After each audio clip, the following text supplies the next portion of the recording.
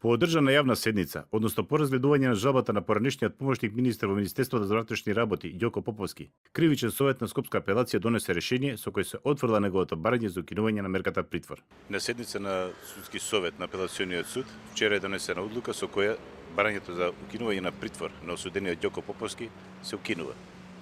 Од судот потврдуваат дека е донесено решение со кое е отпрлено барањето на Поповски, што значи дека тој и натаму останува во затворот во Шутка. Апелациониот суд не одлучил и по прашање на висината на изречените неправосудни присуди, туку само по барањето за мерката притвор.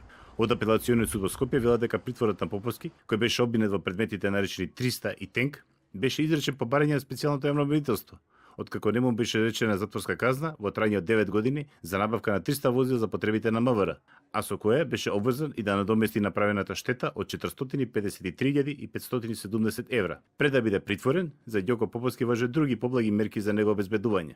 Поранешниот помошник министер во Министерството за внатрешни работи доби дополнителни 6,5 години затвор за набавка на мерцедес за потребите на Никола Груевски.